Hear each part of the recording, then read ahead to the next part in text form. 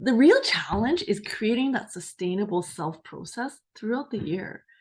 Hello, high achiever. Welcome to the Inside Job Journey podcast. I'm Tiana, a certified professional coach. I work with highly effective and driven people that are always striving for more, helping them define what that more is and learning what they really want. In this podcast, I want to bring you on a discovery journey where you can learn more about what's driving you to never settle.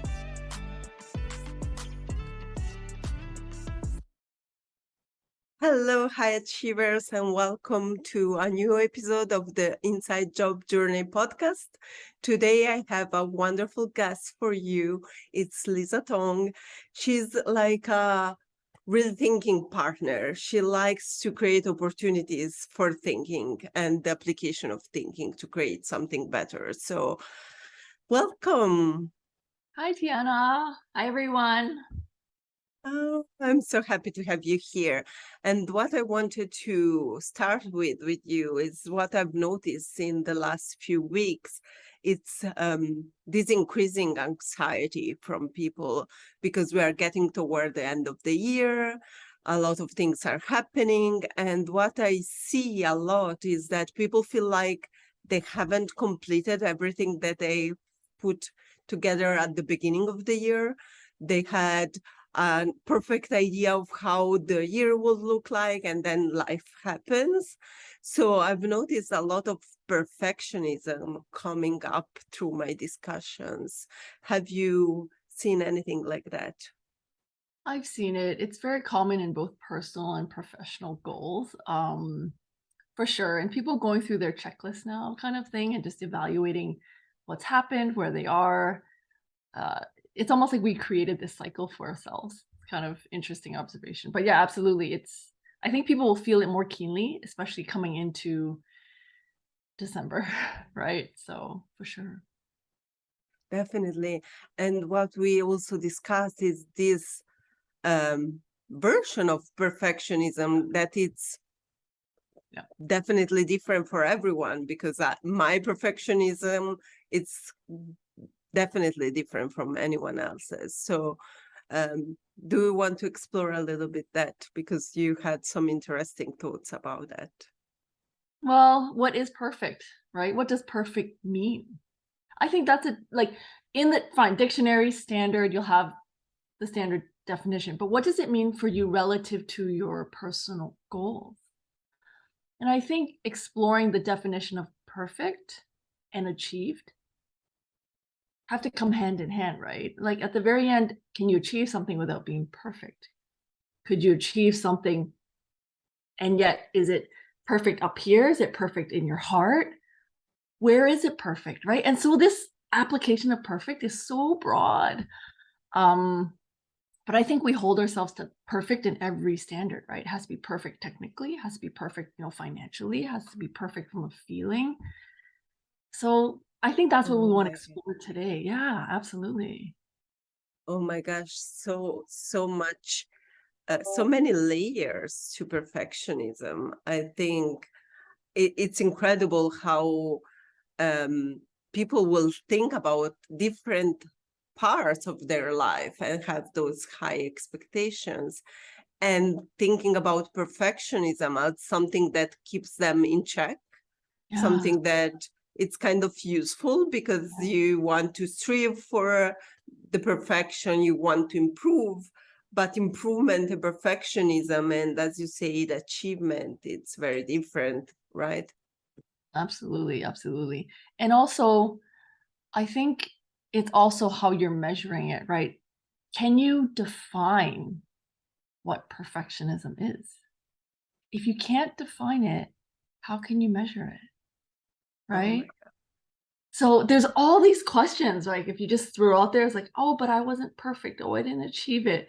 Then, as thought leaders, right? As a coach, as a leader, as a parent, let's tease that thinking out for your client, for your teammate, for your child, right?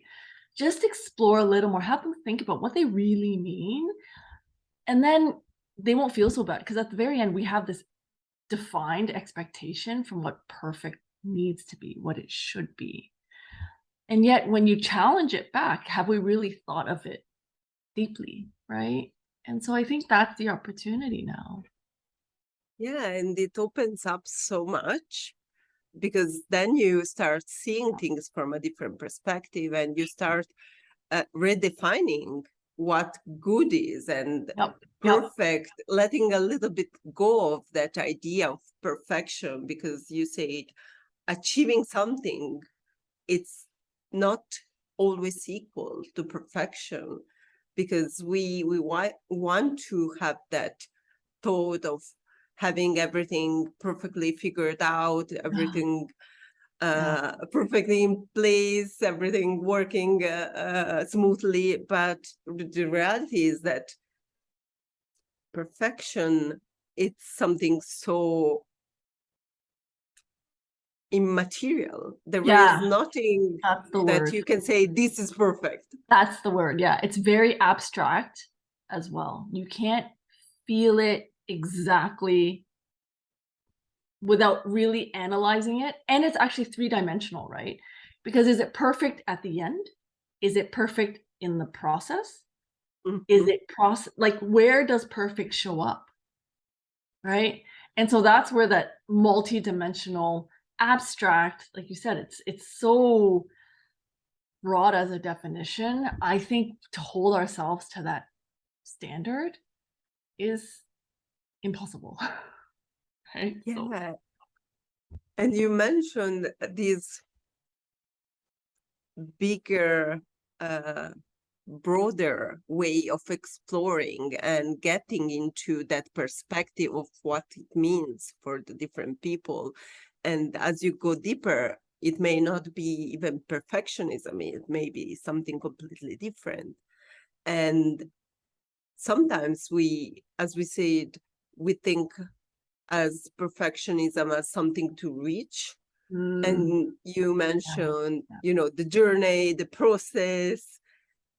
There's so much more to it than just that end perfect results that probably doesn't even exist. The quote that says, done is better than perfect and never done. I mean, it's really powerful as a thinking. yeah, which is why, like, if we're holding ourselves to checklists at the end of the year, that's really hard, right? Because you're only measuring the end state, right? And it's not even you're not measuring process, you're not measuring progress, you're not measuring learning, right? So if we're gonna hold just the end outcome as the most Mhm. important piece, you miss everything else in between, right? And so I think that's a hard one. And that's where, like in HR, even with organizations, when they set yearly goals, it's the same thing, right? You have one goal at the end of the year, maybe three. But what about the middle stuff, right? Exactly. Yeah, So, that's why important for me also to build those tools to not find yourself at the end of the year thinking about that. yeah, yeah, So even the organization, regular check-ins and monthly discussion about the goals, are those still relevant? Are those really what we need to do? Maybe we need to refocus on something else. And also in personal development, I think we need to build that kind of mentality and mindset to really check in frequently. yeah. And so what are some of the things that someone can do to keep that perfectionism in check during the year so that it doesn't get to the anxiety level at the end of the year? So you mentioned one is just regular check-ins throughout the year. But the other one I think that's really interesting is how you look at it. So in organizations, right, there's a frame we call people, process, and tools, right? So at the end, there's sometimes you just want to produce a product. But what happened to the people? Are they happy about it? Right? Are they engaged? What happened to the processes? Are things easy, smooth? Apply that to yourself, right? Think about impact. So that's the people piece. Who have I made impact to and for? Right? So it's not the outcome necessarily, but think about my progress is making impact to people, one. Am I learning? That's the process piece, right? What's the growth journey? Right? And then finally, yeah, how close the outcomes? Can we break it down in little bite sizes So if you're looking at 3 different lenses throughout, like almost do a grid, right? Like, in January, what's the impact I made to people? Who did I make impact to? Where? What am I learning? What's my growth? And then finally, what is it that I really want to celebrate, achieve? Right. And then every month you have Jan, Feb, March, right? So, like, I mean, at least if you put it on a grid, you'll keep this frame in mind and just check in every once in a while with yourself, with a partner, with a peer, and see how you're progressing. Oh, that's something that really stands out for me. And through my conversation in this podcast, I've noticed that as a common theme is that we often check in with ourselves, but we don't always have the full picture. We sometimes have our own biases about ourselves, our own self-limitations. So the fact that you mentioned peers, partner, Yeah. family, kids, even people Yeah. that can really give you that feedback and that, yeah, I love that. Yeah. And that's why, in coaching, we talk about it's so important how people need a coach, can use a coach. It's the mirror. So, as leaders ourselves, as coaches ourselves, just as people, right? Having that mirror, and it could just be one question, right? It's like, hey, this month, what impact can you see I've made this month, right? Or what do you want to share about me that you've enjoyed this month? And it's just as simple as that you're just getting check-ins, right, for yourself that you just celebrate. Yeah, and that's the other part, the celebration. We often wait for big things to Yeah. happen to celebrate, like Yeah. that promotion, that big Yeah. thing, big achievement. But it's in the small things that Yeah. the real happiness is And it's coming out. cumulative for sure, and it's cumulative, right? And that's what'll keep you in check. It's just like you wanna get from point A to point B. You don't check in at the end, to see how far off you were, right? If you're always checking in, you can always calibrate back. So in essence, it's actually a calibration tool as much as a celebration tool, right? So, and that's what staying in check with. I'm not checking perfect at the end. I'm checking progress over perfect, right? So that's where you have to trade off and understand, hey, let's look at it a different way.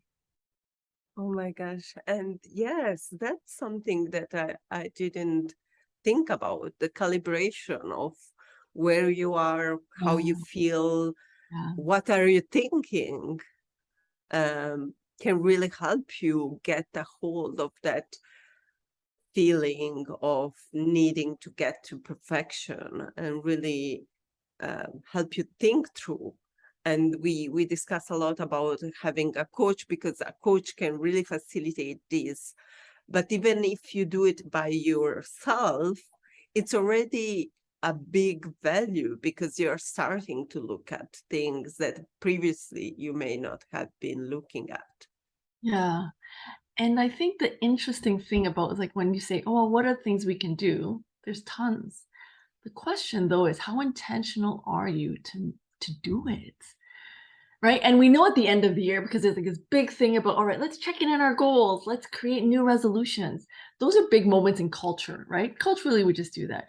But the the real challenge is creating that sustainable self process throughout the year. We know it up here, but so many people have challenges really executing it. So it's nice in theory, but you gotta set a plan to practice to do it, right? That's the next gap, I'd say, right? So yeah, super interesting conversation about just how many things need to fall into place for you to make it happen. Definitely. And if I think about it, you said it, we like to think about New Year's as this new start, Yep. big Uh-huh. resolutions, Yep. but it's in the small actions that you keep consistently doing that you can really make it happen. Yep. And Yep. Yep. and it's crazy how we still, as a society, have that idea of the new year as a new beginning. Yep. But in reality, it's like if you don't do it through the year, Yeah. Yeah. it's not going to happen. Yeah. And so that's why I always think about, and it's an interesting theory we talk about this, like birthdays. Mother's Day. Why do we need to celebrate like Mother's Day? You should constantly be appreciating your mother throughout the year, right? It's the same concept. You want to be celebrating, calibrating, appreciating yourself throughout the whole year. It doesn't have to be a moment in time, right? So it's that same mentality for us to get away from moments, like big moments, right? Fine, there are things like 50-year anniversaries, great. Yeah. But everything else, right? I'm like, how can you create habits, sustainable behavior, just so that it's constant? And it's critical Right. habits because Right. 40% of what we do, it's out of habits. And Yeah. if we don't change or don't implement the right ones, we Yeah. will just go about our day and just do things without even thinking. And there is always a comfortable thing to Yeah. do, Yeah. but Yeah. is it the right thing to do? Right. And is it really helping me to get where I want to go? Yeah. Yeah. So I think the question at play with perfectionism is really what's perfect for me now in 2 weeks? Let me check in, right? Like that's the question. What's the perfect for me, right? For me, because it's my definition, right? In 2 weeks' time, let's check in. What's perfect for me in a month's time? Let's check in, right? So just to calibrate both definition as well as application of frequency, right? So there's a lot around this perfectionism that so broad that you have to narrow down for yourself. Yeah. Yeah, and what I like about that is that we are not stigmatizing the Yes. fact that you want Yeah. that. It's really redefining and reshaping it and Yep. making it Yep. more centered to who you want to be. Yep. Yep. And then this sounds funny, but tell me people about it so that they don't impose their perfection, society's perfection on you. So you're almost setting up a boundary of, hey, I've defined perfect for me. Hi, right? You can't touch it. This is mine. I'm proud of it, right? And so you're actually reinforcing your own definition of perfect and not allowing other people's definitions and society definitions to impose on it, right? So it's standing that up and being proud and firm about it is the next step to really, you know, yeah, that's the interesting And piece. that makes me really think about how that in return Yeah. will build on your self-confidence, Yep. because the more you think Yep. about your own definition of success and perfection and whatever you want to do with your life, Yep. the less you are pressured by Yeah.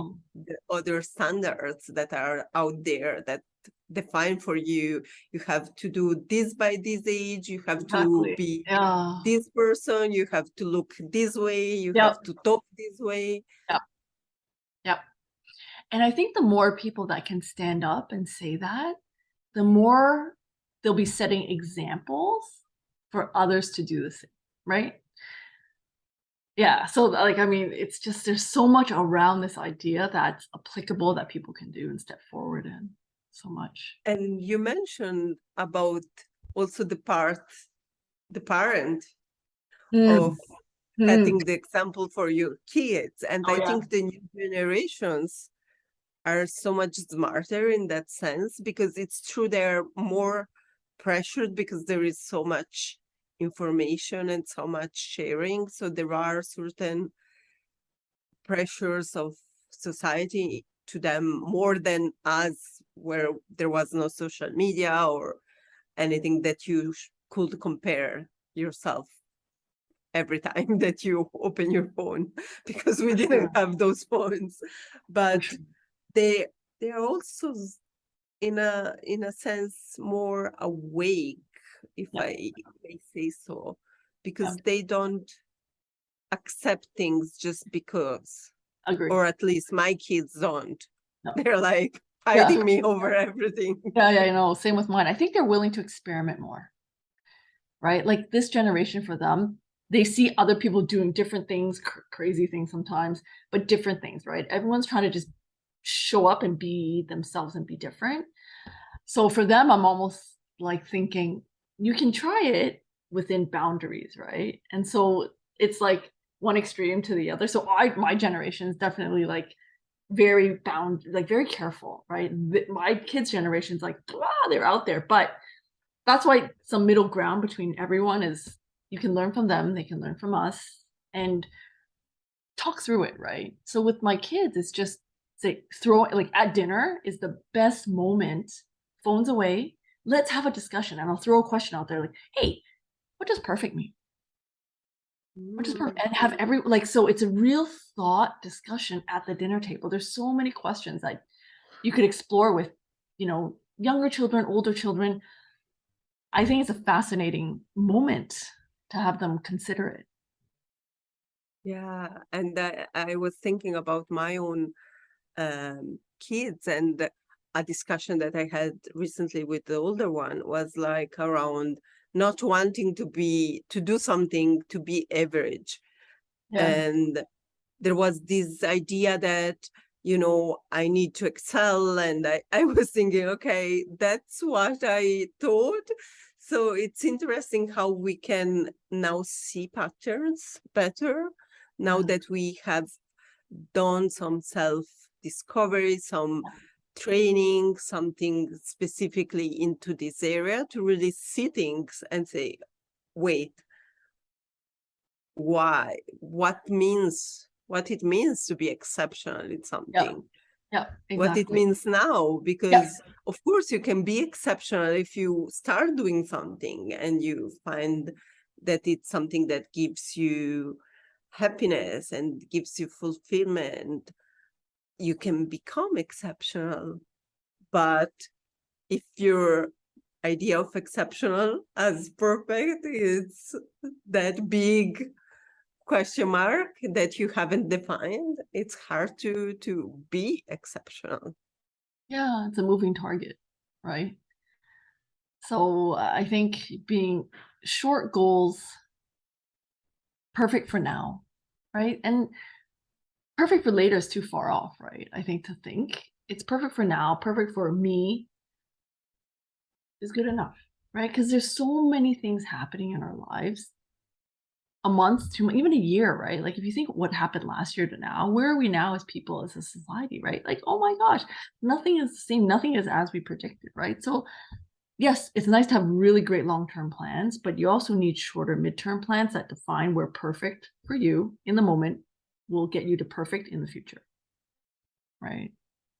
These continuous check-ins and Yeah, redefining and rethinking about what it means to you. yeah, I think that's the key takeaway for me from this discussion. It's really that opportunity yeah, to yeah, give yourself credit, yeah, to check yourself and adjust if you need yep, to. yep, yep. And I like your comment at the beginning because you're like, oh, just starting the podcast, but you wanted the logo to be perfect, this to be perfect. But you know what? At some point, you just got to do it and trust that perfection will evolve and it will show up. For some people, they love it as it is. It's perfect for them right now, right like this, right? And so your definition of perfect versus your listener's definition of perfect, it well might not be the same, right? And so sometimes you just gotta trust yourself that you're perfect right now is good enough. Oh my gosh. Trust yourself. Yes. Mm, Trust yourself, but check yourself in because you may have a distorted version of yourself. yeah, So it's, yeah. Oh my gosh. So much uh, to discover in yeah, those conversations. I mean, I love having you here because thinking through it and really speaking it out, it really opens up so many possibilities, possible outcomes, and possible things that we can take as actions. for sure, for Um, sure. Yeah. And I mean, the only one thing I would say is because there's so many ideas that we talked about, Tiana, it's more like pick one that you think would be useful for you and just practice that over the next 2 weeks. Pick one, right? Be intentional about it. Say, over the next 2 weeks, I'm going to be very intentional about this. and then work on it, right? Because there's so many things when we talk about self-improvement that we want to do. That same thing, right? New Year's resolution. Why does it have to be a giant? It could be one, but why at that moment, right? Why is it a list? So yeah, just pick one. Oh, I love that you mentioned that, because when we listen to things, we read things, and we often feel like paralyzed Yeah, by the many things that you can yeah, do, yeah, that you end up not doing it, yeah, because where do I start? What do I do? And the smallest step, just to get that momentum. And once that it's implemented and that's like part of your habits, you add up. yeah. That's it, right? It's the little micro habits that you want to habitualize and make intentional and build on it, right? For sure. Yes, absolutely.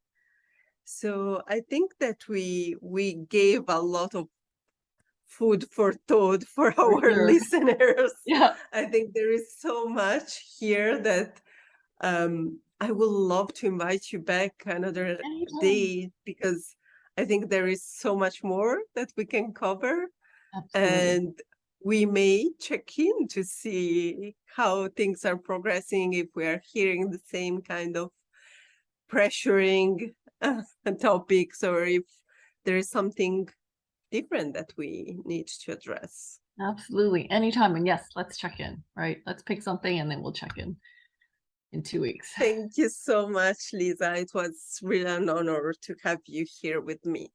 Thank you, Tiana. This episode is over. However, you can like, subscribe, and follow for more content. And I'm happy to announce an amazing giveaway. For every like and share, you will gain 5 points. Tag me on social media or send me a screen. And the top 3 engagers until end of December will have an amazing opportunity to work with me. First prize, 2 sessions of 45 minutes each to brainstorm and set up your 2023 goals. Achieve anything you want in the new year with my strategic support and review. Second prize, 1 session of 45 minutes to review your 2023 goals and 1 follow-up feedback via email. Third prize, share your goal via email and get feedback and suggestions in 1 week.